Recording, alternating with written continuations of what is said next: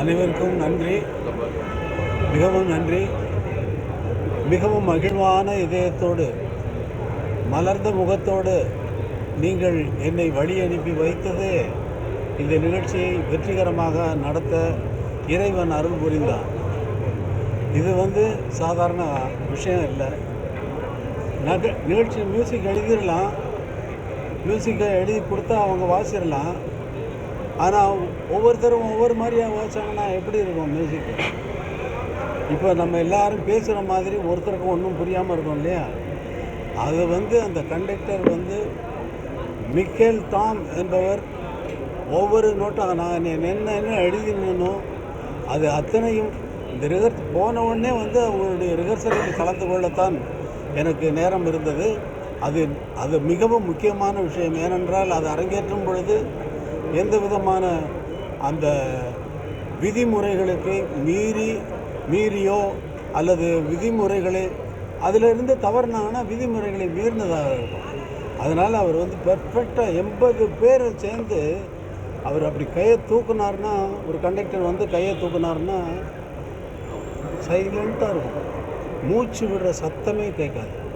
அப்போ நமக்கு வயிற்றெல்லாம் கலக்கி அந்த போட்டு எல்லாருடைய கவனமும் ஒரே ஒரு ஸ்வரம் வாசிக்கிறாங்கன்னு வச்சுக்கோங்க. எல்லாரும் அந்த ஒரு ஸ்வரத்தை கையை காட்டி இப்படி வாசிக்கும் பொழுது எல்லோருடைய கவனமும் அந்த ஒரு நோட்டில் இருந்து அவர்கள் வாசிக்கும் பொழுது கேட்கிறவர்கள் மூச்சு விட மறந்து விட்டு என்று பார்த்து கொண்டிருக்கிறார்கள்.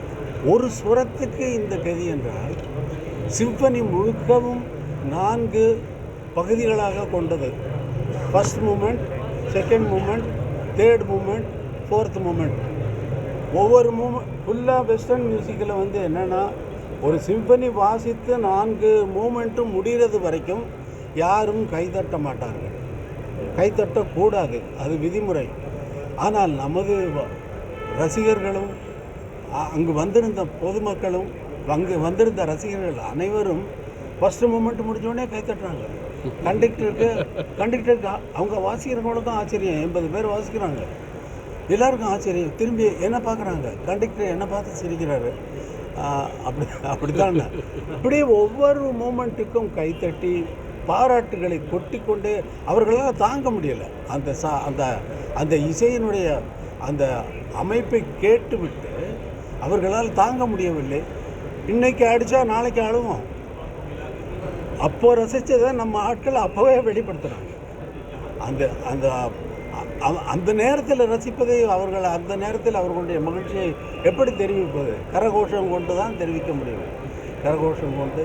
அது மாதிரி இது எல்லா இசை வல்லுநர்களாலும் பாராட்டப்பட்ட ஒரு சிம்பனி. அது உங்கள் வாழ்த்துக்கள். நீங்கள் வாழ்த்து மனமாற வாழ்த்து என்னை அழைப்பினீர்கள் அல்லவா?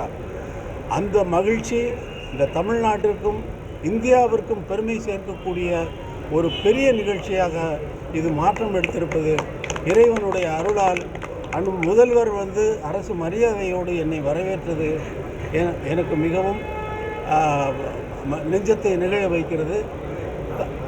முதல்வர் அரசு மரியாதையோடு வரவேற்றதைப் போலவே தமிழக மக்கள் அனைவரும் என்னை வாழ்த்தி கொண்டிருப்பது, வரவேற்பது எனக்கு மிகவும் பெருமையாக இருக்கிறது. இந்த இசை நிகழ்ச்சியை, இந்த இசையை நீங்கள் டவுன்லோடு செய்து கேட்கக்கூடாது. டவுன்லோடுன்னு சொல்கிறப்ப மட்டமாக நினைக்காதீங்க.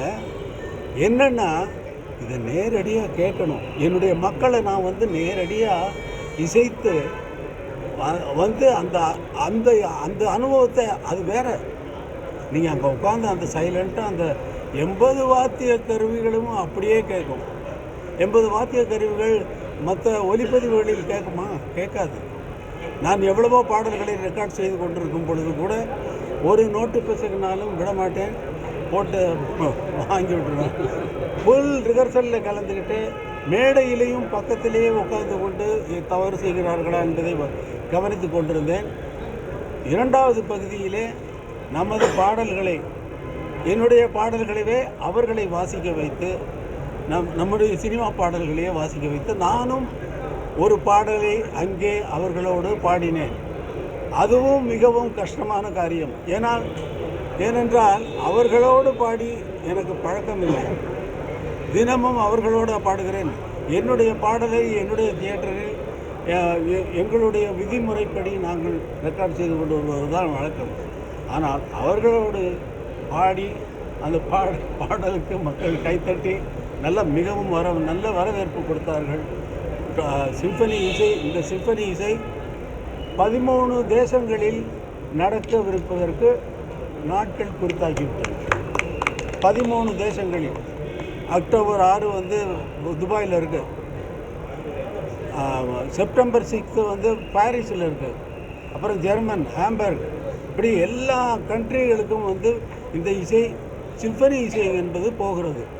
தமிழர்கள் இல்லாத ஏரியாவுக்கும் அங்கே பர்ஃபார்மன்ஸ் பண்ணுவதற்கு இந்த ஸ்பான்சர்ஸ் வந்து புக் பண்ணிட்டாங்க. இப்போயே டேட்டெல்லாம் கொடுத்துட்டாங்க, கையில் கொடுத்துட்டாங்க. இப்போது நம்ம நாட்டில் நம்ம மக்களை கேட்க வைக்க வேண்டாமா? நம்ம மக்கள் கேட்கணுமா வேண்டாம்? கேட்கணும். எல்லாம் கேட்குறது வரைக்கும் அமைதியாக இருக்கணும். அந்த மூமெண்ட்டு வந்து நீங்கள் அங்கே அந்த ஸ்பாட்டில் இருந்து அவங்க கையை காட்டுறதும் அந்த அமைதியோடு இருந்து நீங்கள் ரசிக்கிறது தான் இசை உலகத்தில், இசை பாரம்பரியத்தில் மிகவும் உச்சகட்டமான விஷயம். அதனால் என்னுடைய மக்களை, என்னுடைய மண்ணில் பிறந்த இந்த மக்களை என் மீது அன்பும் அவ்வளவு அன்பு வச்சுருக்காங்க. தெய்வமாக கொண்டாடுறவங்க இருக்காங்க. கடவுளான இசை கடவுளுங்கிறான். எப்படி இருந்தாலும் நான் சாதாரண மனிதனை போல தான் இங்கே வேலை செய்து கொண்டிருக்கிறேனே தவிர என்னை பற்றி எனக்கு ஒரு எண்ணமும் கிடையாது.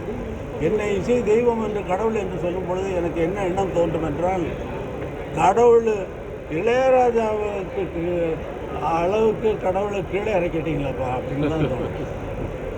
அதனால் நீங்கள் உங்கள் மலர்ந்த முகம் என்னை வரவேற்பது மிகவும் நன்றி, மிகவும் நன்றி, மிகவும் நன்றி. இந்த இசை உலகமெங்கும் கொண்டு செல்லப்படும். இதோடு நிற்க போகிறதில்ல. இது ஆரம்பம். 82 வயசாச்சு, இனிமேல் என்ன பண்ண போகிறாருன்னு நினைக்காதீங்க. நீங்கள் நினைக்கிற அளவுக்குள்ள நான் இல்லை. எந்த விஷயத்திலும் நீங்கள் நினைக்கிற அளவுக்கு நான் இல்லை. அந்த அளவிலே நான் இல்லை. பண்ணைப்புறத்திலிருந்து புறப்படும் பொழுது வெறும் காலோடு நான் நடந்தேன். என்னுடைய காலில் தான் நடந்து நான் வந்து இந்த இடத்தில் என்னுடைய காலில் தான், வெறும் காலில் தான் நிற்கிறேன் என்பதை இளைஞர்கள் உணர வேண்டும். அவர்களும் அவர்களுடைய வாழ்க்கையில் இதை முன்னுதாரணமாக வைத்துக்கொண்டு அவரவர்கள் துறையில் அவரவர்கள் மென்மேலும் வந்து நாட்டிற்கும் இந்தியாவிற்கும் பெருமை சேர்க்க வேண்டும் என்பதுதான் என்னுடைய அறிவுரை. நன்றி, வணக்கம்.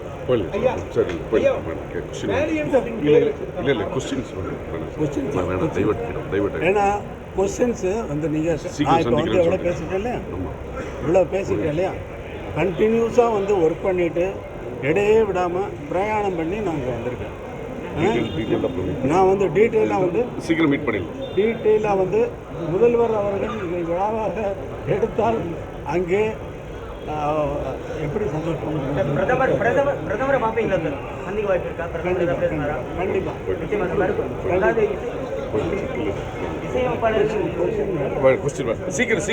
சீக்கிரம் அறிவிக்கிறேன்.